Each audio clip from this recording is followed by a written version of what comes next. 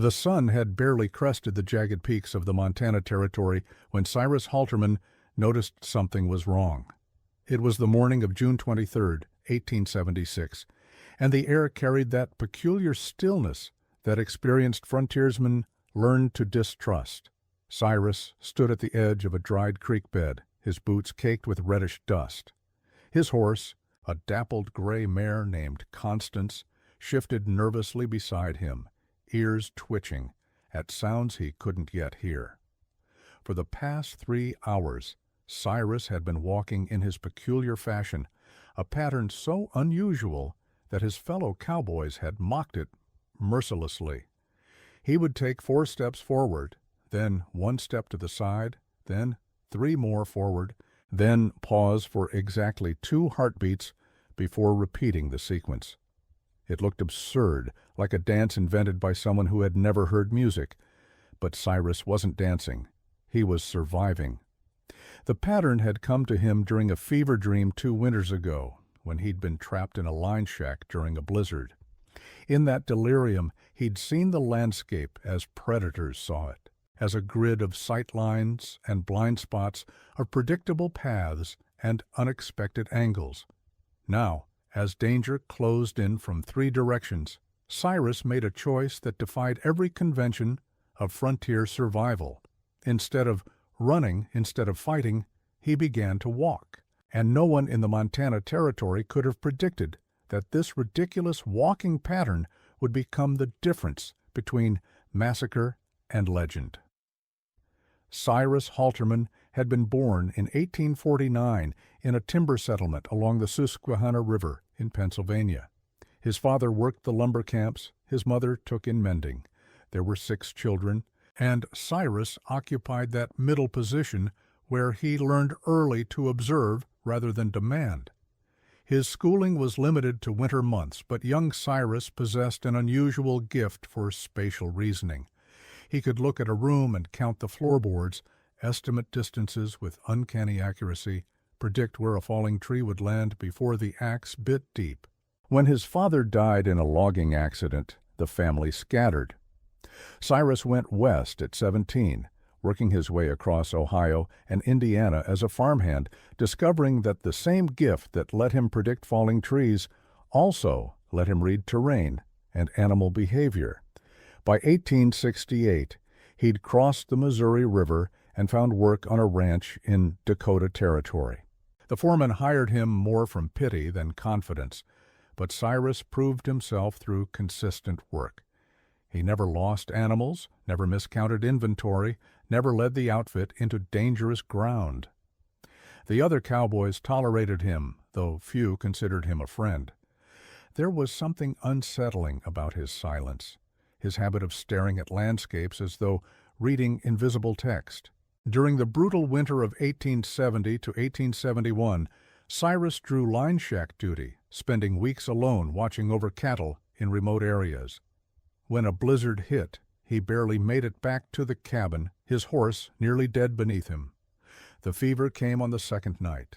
In his delirium, the walls seemed to breathe, and he saw the landscape outside as a living maze. Wolves didn't simply chase prey in straight lines.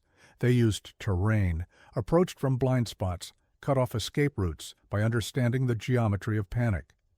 In his fever, Cyrus saw himself as both predator and prey, saw survival as a mathematical problem written in snow and blood. When consciousness returned 5 days later, he was weaker, but possessed of new understanding. The pattern that had come to him remained crisp and clear, a walking sequence that broke predictable rhythm, disrupted sight lines, turned movement itself into protection. Back at the ranch, when Cyrus began using his pattern, the mockery came swift. Cowboys called him Sidewinder and Rattlestep, laughing at the way he would pause mid-stride, step sideways for no reason, move in rhythms divorced from practical purpose. Cyrus endured the ridicule without explanation. How could he describe what he understood instinctively? That movement was a language predators read, that consistency telegraphed vulnerability, that the natural world rewarded unpredictability more than speed. The Montana Territory in the 1870s was the final chapter of the Indian Wars. The Fort Laramie Treaty of 1868 had promised the Lakota sovereignty over the Black Hills, but gold discovered there in 1874 triggered a stampede the Army made little effort to restrain. The Lakota, Northern Cheyenne, and Arapaho faced impossible choices: accept shrinking reservations or resist and face overwhelming force. Many chose resistance, and the frontier became a patchwork of contested zones where travelers moved at constant risk. By spring of 1876, multiple Army columns were converging on the Powder River country. General Crook pushed north with over 1,000 soldiers. Colonel Gibbon moved east with 450 men. General Terry, accompanied by Lieutenant Colonel Custer and the 7th Cavalry, marched west with nearly 1,000 troops. But instead of scattering, the indigenous nations were gathering in unprecedented numbers. Sitting Bull had called for unity. Crazy Horse orchestrated resistance with tactical brilliance that frustrated Army commanders. Into this powder keg, civilian cattle operations continued, driven by economics that cared nothing for safety. The Bridger Creek Cattle Company ran 8,000 head across territories stretching from the Musselshell River to the Yellowstone. Cowboys were paid $30 monthly when payment came at all, fed on beans and salt pork, worked dawn to darkness, and died from accidents, weather, and sometimes arrows or bullets. The morning of June 23rd began routinely. Cyrus had been assigned to scout the northern range with 3 other cowboys: a young Missourian named Devereaux Kincaid, who talked constantly about buying a farm, an older Texan called Zephyr Walsh, who had ridden cattle drives since before the war, and a Norwegian immigrant everyone called Kelly. They left camp at dawn, searching for 200 steers that had drifted during recent storms. The country was broken and treacherous, cut by erosion into coulees and ravines that could hide herds or war parties equally. Cyrus rode in his characteristic pattern, never maintaining straight lines, constantly shifting angles in ways that made the others unconsciously tense. They'd been riding perhaps 3 hours when Constance suddenly refused to continue. Cyrus trusted her judgment more than his own eyes. He signaled halt and dismounted, moving in his sideways pattern to a slight rise. Then he saw them, warriors on a ridgeline 400 yards north, at least a dozen, painted for war. They sat motionless, watching. Cyrus understood immediately that the visible warriors were the message, not the threat. The real danger was in the coulees behind them, in ravines to either side, in blind approaches this broken country offered anyone who knew how to use it. The choices were limited, and all dangerous. Running would trigger pursuit and likely death. Fighting was suicide against unknown numbers. Surrendering offered possible mercy, but more likely torture. Cyrus read the terrain with intensity, searching for the pattern that would lead to survival, the spatial mathematics computed in his mind. Running west meant being overtaken within minutes. Southern ridges would trap them in killing ground. The eastern coulee might already contain ambush. There was no good choice, only degrees of terrible options. Then Cyrus made his decision. "We walk," he said quietly. The others stared as though he'd suggested sprouting wings. "Walk?" Devereaux's voice cracked. "They'll ride us down." Cyrus shook his head, eyes still computing angles and sight lines. "We walk my pattern. Stay close. Match my rhythm exactly. Don't run. Don't hesitate. Just walk." Zephyr had seen the pattern enough to know it was more than eccentricity. Kelly simply nodded with fatalistic acceptance. Devereaux looked ready to vomit, but said nothing. Cyrus began walking at an angle that chose no obvious direction. 4 steps forward, 1 to the side, 3 forward, pause 2 heartbeats, repeat. The others followed, movements clumsy at first, but gradually synchronizing. They were 15 yards from their horses when a warrior appeared in the eastern coulee, confirming the ambush had been set, and they'd walked away from it by instinct. More warriors appeared on the ridgeline, their number swelling to 25. Still, they didn't attack, didn't charge with overwhelming force that would end things in seconds. They watched, and Cyrus understood they were trying to comprehend what they were seeing. Predators relied on reading prey behavior, understanding fear patterns that made escape predictable. Running triggered pursuit, fighting triggered combat. But this walking, this sideways, pausing, irregular movement didn't fit any pattern in the warrior's experience. It wasn't retreat or advance, panic or confidence. It existed between categories, and that uncertainty created hesitation. Cyrus led the group at angles that paralleled the coulee without entering it, approached ridges without committing, seemed to move west, but kept shifting direction. The pattern created its own protection through cognitive disruption, presenting movement the warrior's experience couldn't quickly categorize. Minutes passed like hours. Cyrus's legs ached from unnatural rhythm, from constant shifts preventing muscles from settling into comfortable efficiency. Sweat ran down his face. Behind him, Devereaux's breathing was ragged and panicked. Zephyr muttered half-remembered prayers. Kelly remained silent, but kept perfect time with the pattern. The warriors moved parallel, staying close but not closing, watching with fascination more than fury. Cyrus risked a glance and saw several warriors had dismounted, pointing at the walking men, apparently arguing. The spatial mathematics continued. They'd covered 300 yards. The creek bed lay 400 yards south. If they reached it, they might find cover sufficient to hold off attack until darkness. But 400 yards might as well be 400 miles if the warriors decided to stop observing and start killing. Cyrus adjusted the pattern, adding variation he'd never used. 3 steps forward, 2 to the side, 5 forward, 1 back, pause, 3 heartbeats. The new rhythm felt wrong even to him, but increased unpredictability. The others struggled to adapt, but matched it. Survival instinct overriding discomfort. The warriors responded by shifting formation, some closer, others back, as though the pattern change disrupted consensus. Another 100 yards. Cyrus could see the creek bed now, a dark line promising shelter. The warriors began chanting, rhythmic sound carrying across distance, beautiful and terrible. Cyrus kept walking, kept the pattern flowing, kept his group moving through space that seemed to occupy neutral territory between threat and vulnerability. Devereaux stumbled, and Kelly caught him without breaking stride. Zephyr's prayers became a single phrase. "Lord, preserve us," repeated like a metronome. They were 50 yards from the creek when warriors finally charged, emerging from a western ravine, whooping and urging horses forward with terrifying speed. Cyrus didn't run. Every instinct screamed to sprint for the creek, but he understood running would guarantee death. He adjusted the pattern one final time, shifting into rhythm that moved them toward the creek, but never in straight lines. Each step angled differently, creating a path that curved and spiraled while progressing toward shelter. The charging warriors closed to 20 yards, then 10, faces painted red and black. Arrows flew, suppressing fire meant to drive prey into predictable flight.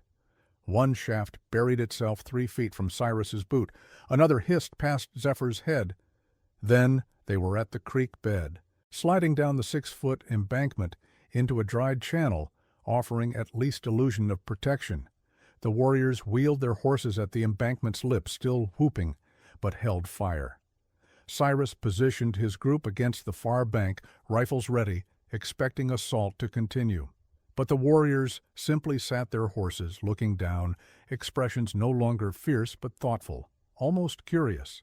One older warrior wearing elaborate decorations made gestures Cyrus couldn't interpret, spoke words in unknown language, tone neither angry nor friendly, but something else, something that might have been respect or acknowledgement. Then the warriors turned and rode away, disappearing over the ridgeline as suddenly as they'd appeared, leaving 4 cowboys alone with their terror and confusion and miraculous survival. The silence felt louder than the chase, Devereaux collapsed, shaking. Kelly sat heavily, bewilderment showing on his normally stoic face. Zephyr stood watching the ridgeline, rifle still aimed where warriors had vanished. Cyrus felt his legs give out. They stayed in the creek bed until midday, afraid the warriors waited just beyond sight. Finally, hunger and thirst forced them out. They found the prairie empty, their horses standing exactly where left, apparently untouched. The ride back to camp took 6 hours. When they told their story, skepticism gradually transformed into something else as details accumulated, and trauma made fabrication unlikely. Duncan McCready, the ranch manager, sat in silence after hearing the account. "You walked," he finally said. "Aye, in that damn pattern you all mock." McCready looked at Cyrus with new assessment. "And they let you go." "They did. Don't know why. Maybe they couldn't figure what we were doing. Maybe it violated some protocol. Maybe we weren't worth the ammunition. But the pattern kept us alive when running would have gotten us killed."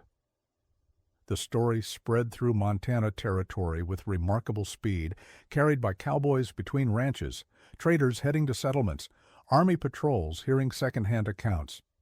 Details grew more elaborate with retelling, but the core remained. 4 men survived an encounter that should have killed them by walking in a pattern so ridiculous it confused their attackers.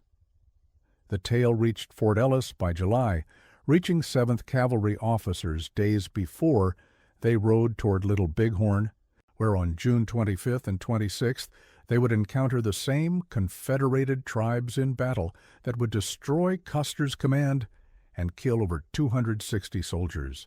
Some officers dismissed it as frontier nonsense, but others with Indian fighting experience recognized something authentic. Predator behavior relied on pattern recognition. Anything disrupting those patterns created opportunity, even if just surviving long enough to escape. The story reached Sitting Bull's camp as well. The Hunkpapa warriors who witnessed the walking cowboys described it with puzzlement and grudging respect. The white men hadn't run like frightened rabbits or fought with suicidal bravery. They'd simply moved in ways that made no sense, violated expected patterns, and in that violation found survival. Cyrus continued at Bridger Creek through summer 1876, but something had shifted in how others regarded him. Mockery stopped, replaced by wariness that wasn't quite respect, but wasn't contempt. Some asked him to teach the pattern, though most gave up quickly, minds unable to maintain irregular rhythm. Devereaux abandoned ranching that autumn, using saved wages for passage back to Missouri. Zephyr stayed on range, but avoided northern territories. Kelly learned the pattern and used it for the next decade, swearing it saved his life twice more with bears, and once during a winter storm. Cyrus found the experience had changed his understanding of survival. The pattern had always been instinctive, product of fever and intuition. Now he began analyzing it, understanding the mathematics beneath movement, recognizing he'd stumbled upon practical application of principles that wouldn't be formally articulated for decades, that unpredictability itself could be protection, that disrupting enemy expectations was as valuable as superior firepower. That space between clearly defined categories might offer refuge when clear definitions led only to violence. By 1877, Cyrus moved south to Powder River Country, where smaller ranches were forming in territories the military was slowly clearing. He worked for succession of outfits, his reputation as survivor preceding him. Ranch owners hired him because men who rode with Halterman tended to come home alive. He taught his pattern to those willing to learn, though most couldn't maintain required discipline. It demanded constant attention, prevented mind from wandering into comfort, forced alertness that was exhausting to sustain. But those who learned it found that it worked, not always or magically, but often enough that effort seemed justified. Cyrus married in 1880, settling near Miles City on a small ranch with his wife Minerva, a widow whose first husband had died in the brutal winter of 1886. They raised cattle and horses, their operation small enough to manage without hired help. Cyrus walked his pattern every day, maintaining discipline even when frontier dangers seemed to have receded. Minerva learned to recognize when he was teaching the pattern, would watch as her husband and some young cowboy stepped and paused in rhythms that looked like madness but carried accumulated wisdom of survival. By 1900, Cyrus had become local legend. The old cowboy who walked funny and told stories young people could barely imagine. He was invited to speak at schools and celebrations, but usually declined, uncomfortable as living relic. One significant visitor was ethnologist Frederica Ashton from the Smithsonian Institution, who arrived in 1903 researching indigenous warfare tactics. She'd heard references to the walking cowboys during interviews with elderly Lakota men at Standing Rock Reservation. Two separate men had mentioned white cowboys who walked in patterns that confused warriors, describing it with a word her translator struggled to render, but finally settled on as respectful strangeness. Miss Ashton found Cyrus through inquiries in Miles City. They spoke for 3 days, conversations ranging across history, anthropology, military tactics, animal behavior, and the nature of survival. She recognized the pattern as cultural improvisation, creation of new knowledge through crisis, the kind of innovation arising when formal training proved inadequate to novel circumstances. Her monograph, Contested Spaces, Cultural Exchange and Conflict on the Northern Plains, published in 1905, included an 8-page section on Cyrus and his pattern, carefully documenting how it had worked through practical psychology, disrupting predator behavior through unpredictability. The monograph reached limited audience but sparked interest in certain circles. Army officers studying tactical psychology noted principles Cyrus had instinctively discovered.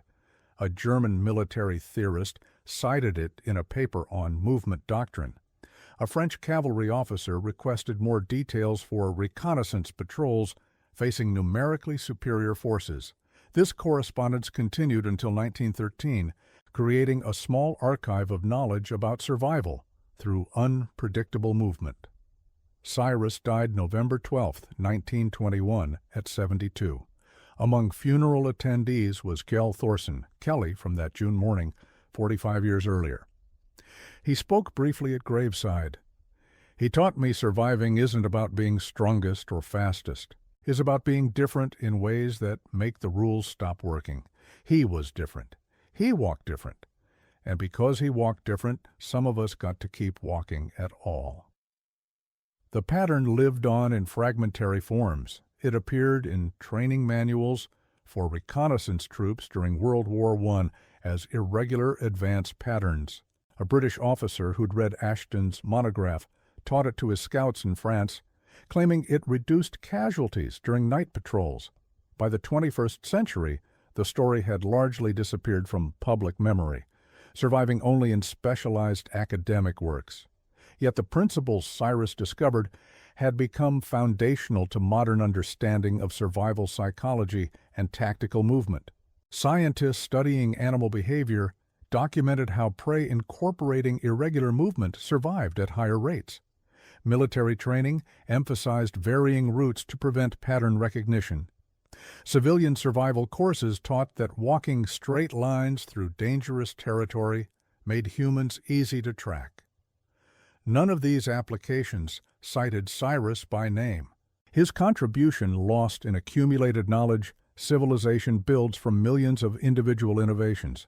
Yet his insight remained embedded in that knowledge, a small but permanent thread in the larger fabric of human understanding about moving through danger and emerging alive. The specific moment when he stood in a Montana creek bed and understood that ridiculous walking might save lives created ripples spreading outward through time and space, influencing tactics and training in ways never fully traced, but nonetheless real. The question that survives is what other knowledge has been lost because it seemed ridiculous, violated conventional wisdom, couldn't be easily explained or systematically taught. The frontier produced such people because it rewarded survival over conformity, because the gap between institutional knowledge and actual experience was wide enough that innovation became necessity. Cyrus survived by trusting instinct over doctrine, maintaining discipline even when it looked like madness. Understanding that space between clear categories might offer protection when clear categories led only to violence. Would you have walked the pattern, knowing how ridiculous it looked, trusting that ridiculous might be exactly what kept you alive? Would you have maintained discipline when every instinct screamed to run? These are not merely historical questions, but fundamental inquiries about courage and innovation, about the relationship between conformity and survival. Comment below and share this story so others remember that survival sometimes walks sideways, that courage sometimes looks like madness, and that the difference between ridiculous and brilliant often reveals itself only when the shooting starts, and someone has to choose between doing what everyone expects and doing what might actually work.